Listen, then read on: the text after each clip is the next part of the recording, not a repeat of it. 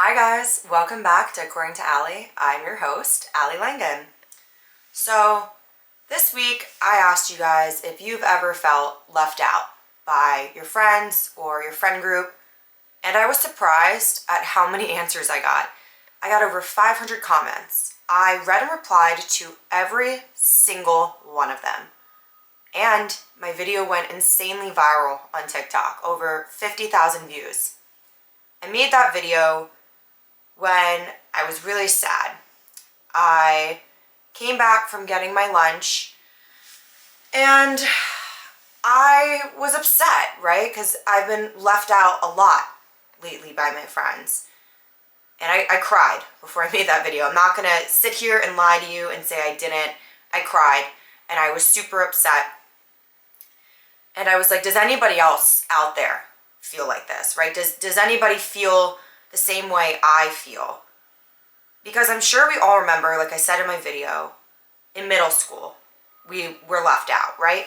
We all remember in middle school being left out, in high school being left out, not getting invited to the pre-games or the pre-prom or the play dates. It sounds like it's simple things, but you carry that with you and you remember those things when you're an adult. And it hurts when you get left out as an adult because you think back to younger you and you remember being left out when you were younger, and it's such a hard feeling. And I did see a lot of comments that were like, well, let them, the let them theory. I've read the book, right? I own the book, the Let Them Theory book. And it's a great book, it's a great tool, and I understand what Mel Robbins is trying to say. She's essentially trying to say that you can't control other people. And I agree with her. I'm not disagreeing with Mel Robbins. She hit the nail on the head. Her and her daughter Sawyer hit the nail on the head with what they said in that book. And it's an amazing book, and I 10 out of 10 recommend it to anybody to read. It's actually my favorite book. So I understand that part, right? That I can't control people. The part that I grapple with is it still hurts. Even though I know I can't control them and their actions, and if they're going to leave me out, they're going to, right? It still hurts, and it still bothers me, and it still hits home, and it makes me upset, and it made me cry. I think the other part is the let them, which is what Mel Robbins said. It's not just like, it's let them, but it's also let me, right? And that's what she says in the book. So let them leave you out, but let me feel my emotions and process what I'm going through. Let me feel that. So I felt sad, and again, alone. I felt like I was on an island. So I was like, how do I process this in a healthy way? I took to TikTok and I said, does anybody else feel like this? The amount of support, the stories that I read, all the comments, I had stories from men, women, people with children, people who were left out in their mom friend group, people in their 60s, 70s telling me that they were left out with their friend group, people from all different walks of life, all different backgrounds, and all different cultures telling me that they have all felt the same way that I felt. So it's not just me going through it. There's so many other people going through the same thing. And to be honest with all of you watching, that made me feel a little bit less alone. As people, we crave community, being with others, saying, hey, do you relate to this? Or does anybody else feel like this? And it feels very validating to have other people come together and say, you know what? I do feel like this. I felt like this before. Everybody has felt like that before. It made me feel a little bit better. The internet can be a scary place, right? I have dealt with my fair share of internet hate. I always say that Reddit is a hater's paradise because you can get on Reddit with some random username, no picture, and say whatever the hell you want about somebody, and nobody's going to know who you are. So Reddit is a hater's paradise, in my opinion. You can do whatever you want. The internet can also be a really kind place and a place of kindness and compassion and togetherness. And I experienced that this week on TikTok, and it made me feel a lot better about the situation that I've been going through and the amount of advice. And I appreciate every single person who went on there and left a comment and watched that video. I appreciate you all more than you know. That made me feel so much better. I was crying on the phone to my mom. I didn't lie about that at all. I was sobbing, like Kim K ugly crying, okay? It was not cute. It was not cute at all. Mascara all over my face. It was not cute.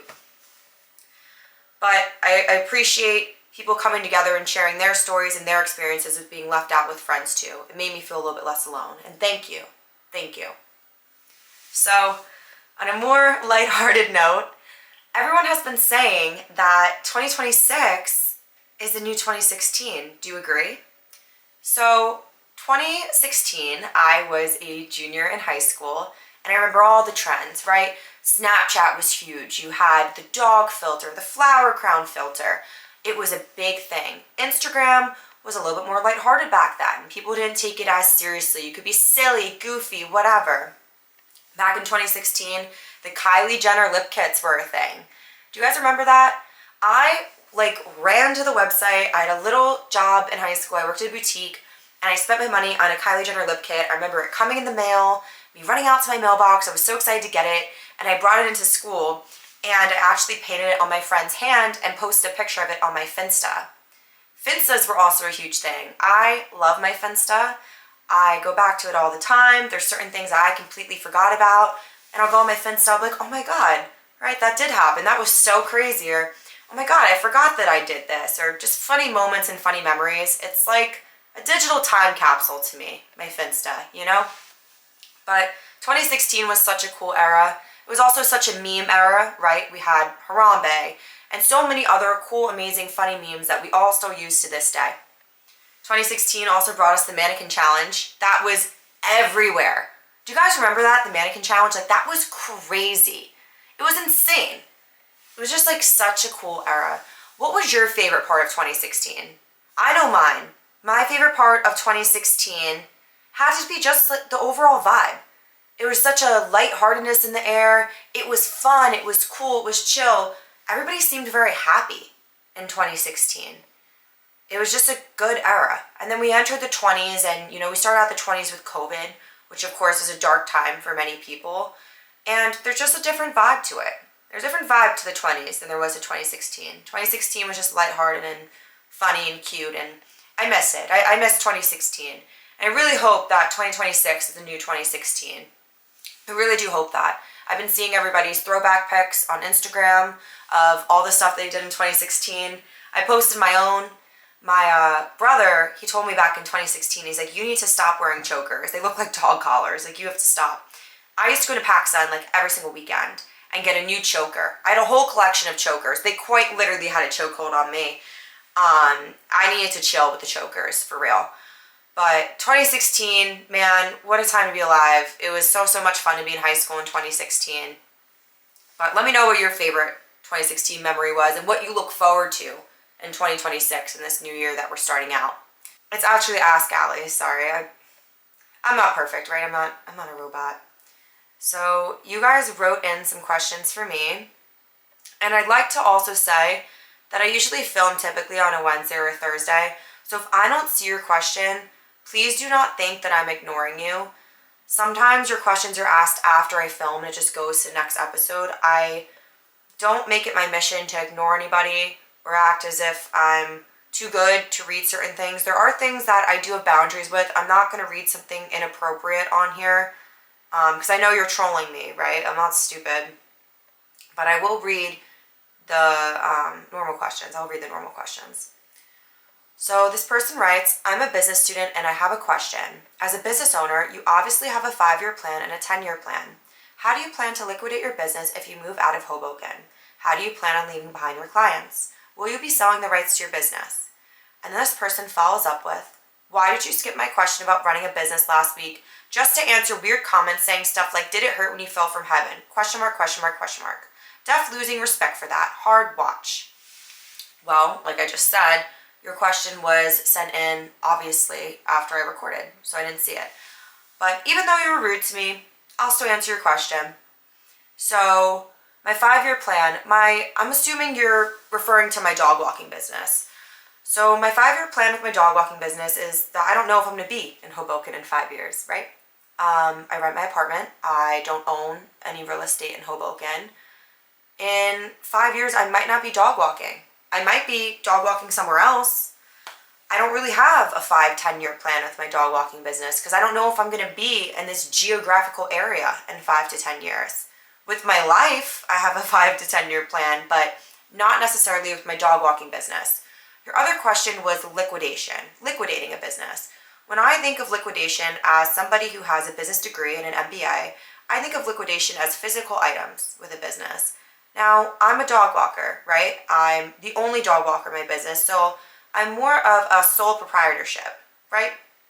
I don't really have anything to sell off in my business. How could I sell off a service? I mean, I could sell my business, right? But there's no point to really sell a business so small that's a sole proprietorship. I mean, right? So I guess that would answer your question. The next question, someone asked me about Alex Earl and basically tried to troll me about having her on as a guest. I know this is someone from TikTok trying to troll me. I'm not going to answer your question, and you're rude if you're watching this. Let's see.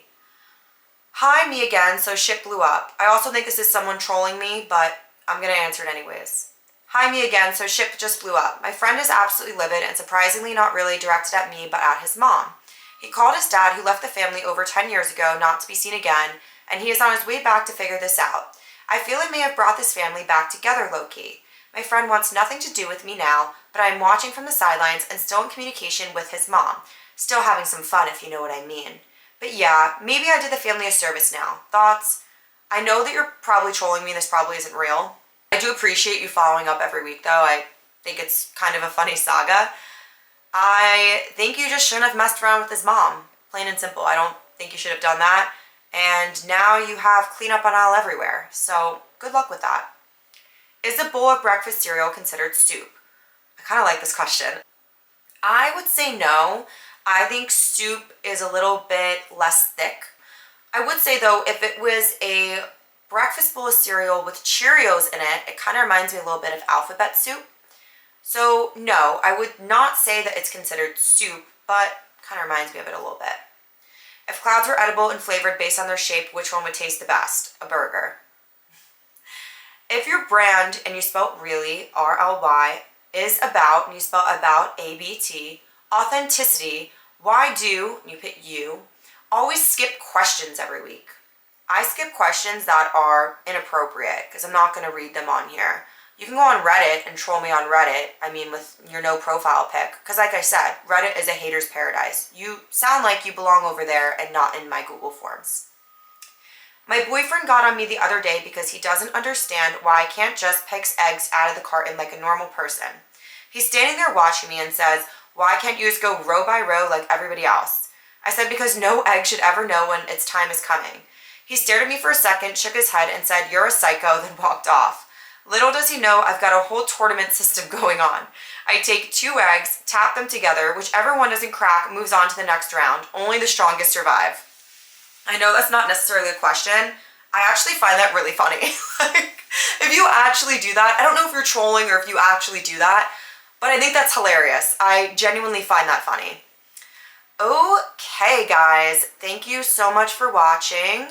I hope you tune in to the next episode and have a beautiful, amazing, incredible week. Alrighty, bye guys.